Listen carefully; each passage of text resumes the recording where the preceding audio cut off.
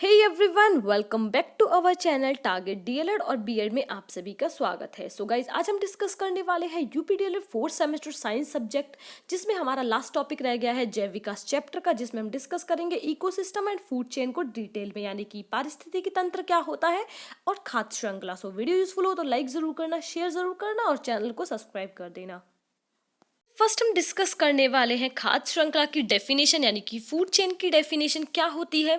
किसी परितंत्र में उत्पादक के उच्च उपभोक्ता ताकि खाद्य पदार्थों या खाद्य ऊर्जा के स्थानांतरण के क्रमबद्ध प्रवाह के पंथ को खाद्य श्रृंखला कहते हैं। खाद्य श्रृंखला दो टाइप्स का होता है। नंबर 1 है आपका चारण खाद्य श्रृंखला। उदाहरण अगर दे तो जैसे घास, बकरी, मनुष्य। और उत्पादक क्या है? प्राथमिक उपभोक्ता और द्वितीय उपभोक्ता। इस प्रकार के खाद्य श्रृंखला हरे पादप अथवा उत्पादकों से आरंभ होकर छोटे छोटे शाकाहारी जीवों, मांसाहारी बड़े जीवों पर आधारित होते हैं। यानी कि ऐसे उत्पादक कैसे होते हैं जो छोटे शाकाहारी जीवों और बड़े मांसाहारी जीवों पर डिपेंड होते हैं। यह खाद्य श्रृंखला और सौर ऊर्जा पर आधारित होते हैं। एक घास वन परितंत्र की घास खाद्य श्रृंखला निम्नलिखित प्रकार से, जैसे कि घास, टिड्डी, मेंढक, सांप और मोर। इसके उत्पादक क्या है? प्राथमिक उपभोक्ता, द्वितीय उपभोक्ता, तृतीय और चतुर्थ उपभोक्ता। इसमें 4 चीजें हैं: घास, टिड्डा, मेंढक, सांप और मोर। अब बात करते हैं सेकंड की, वो है अपर्दन खाद्य श्रृंखला क्या होती है। यह खाद्य श्रृंखला मृत पादपों में जंतुओं के मृत अवशेष अर्थात अपर्दन से शुरू होकर छोटे उपभोक्ताओं की ओर अग्रसर होती है, यानी कि बढ़ती है। मृत जीवों के कार्बनिक पदार्थों से पोषण प्राप्त करती है। यानी जो मृत जीव, यानी कि जो भी पशु मर जाते हैं, उनसे क्या करती है? पोषण यानी कि न्यूट्रिशन प्राप्त करती है। प्राप्त करने के कारण इन छोटे उपभोक्ताओं का या अपघटन की मृत कोशी पूर्ति जीवी के नाम से इन्हें जाना जाता है। किसके नाम से जाना जाता है? मृत कोशी पूर्ति जीवी के नाम से। यह खाद्य श्रृंखलाएं छोटी होती हैं, जैसे मृत जंतुओं या पादप अवशेष अपवर्तन, जैसे केचुआ, मेंढक, सर्प और मोर। अब बात करते हैं आपका नेक्स्ट पॉइंट, जो है खाद्य जाल। आखिर होती क्या है? खाद्य जाल के बारे में वैसे आता नहीं है, लेकिन मैं फिर भी थोड़ा सा बता देती हूँ। अनेक खाद्य श्रृंखलाएं भोजन के लिए आपस में जटिल रूप से एक जाल का निर्माण करती हैं, जिसे खाद्य श्रृंखला या खाद्य जाल कहते हैं। जैसे अपर्दन खाद्य श्रृंखला के कुछ जीव चरण खाद्य श्रृंखला के पशुओं के शिकार बन जाते हैं। उदाहरण में अगर बात करूं, एक प्राकृतिक परिस्थितिकी तंत्र में कुछ जीव जैसे कॉकरोच, कांचे सर्वभक्षी होते हैं। इनकी खाद्य श्रृंखला बनना असंभव होता है। खाद्य श्रृंखला के उत्पादकों एवं उपभोक्ताओं के विभिन्न स्तरों पर पोषण स्तर करते हैं। तो थोड़ी सी डिस्कस कर लेते हैं आपके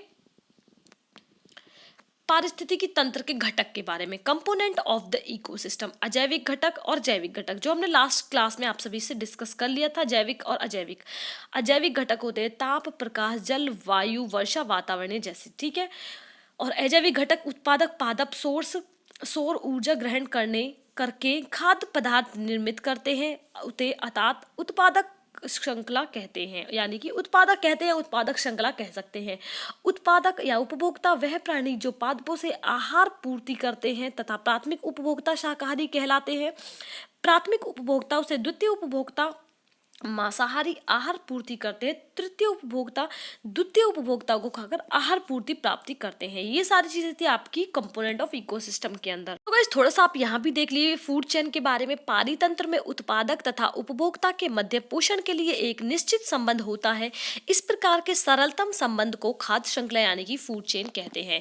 खाद्य श्रृंखला भोजन या ऊर्जा संबंधी आवश्यकताओं के आधार पर पारितंत्र में विभिन्न जातियों के बीच के संबंध को खाद्य श्रृंखला अथवा आहार श्रृंखला कहते हैं। ये सारी चीजें मैंने आपसे भी डिस्कस करी है। सो नेक्स्ट आता है आपका, जो हम डिस्कस करने वाले हैं, इकोलॉजिकल पिरामिड्स होते क्या है, ठीक है। किसी भी पारिस्थितिक तंत्र के प्राथमिक उत्पादकों यानी कि प्राइमरी प्रोड्यूसर्स एवं विभिन्न श्रेणी के उपभोक्ताओं की संख्या, जीव भर तथा संचित ऊर्जा में परस्पर एक प्रकार का संबंध होता है।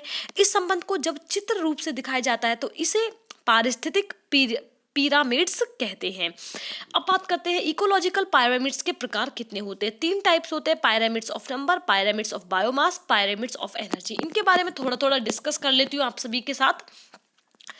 जीव संख्याओं की पिरामिड का आधार हमेशा प्राथमिक उपभोक्ताओं की संख्या बताता, आधार से ऊपर विभिन्न उपभोक्ताओं की संख्या बताता। ये तो होता है आपका फर्स्ट जीव भर का पिरामिड क्या होता है, जिसे पिरामिड द्वारा पारिस्थितिक तंत्र के प्राथमिक उत्पादकों तथा विभिन्न श्रेणी के उपभोक्ताओं के भर के संबंध का बोध होता है, उसे जीव भार का पिरामिड्स कहते हैं। ऊर्जा का पिरामिड्स क्या होता है, उसे बोलते हैं जो पिरामिड्स किसी पारिस्थितिकी तंत्र के विभिन्न पोषण तलों के जीवधारियों द्वारा प्रयोग में लाई गई ऊर्जा के संपूर्ण परिणाम को बोध कराता है, यानी कि आपको ज्ञान कराता है, उसे संचित ऊर्जा का पिरामिड्स ऑफ एनर्जी कहते हैं। ठीक है, यहाँ आपका ये सारी चीजें खत्म होती है। आप आई होप आप सभी को सारी चीजें समझ में आई है। इस चैप्टर में इतना कुछ नहीं था, जो था सारा मैं आपको उत्परिवर्तनवाद, लैमार्कवाद और डार्विनवाद, ये तीनों बहुत ज्यादा इंपॉर्टेंट है जैव विकास में, और जैव विकास की डेफिनेशन। सो वो सारी चीजें आप लोग डिस्कस कर लीजिए और पढ़ लीजिए। लास्ट क्लास आप लोग देख सकते हैं। So thank you guys for watching.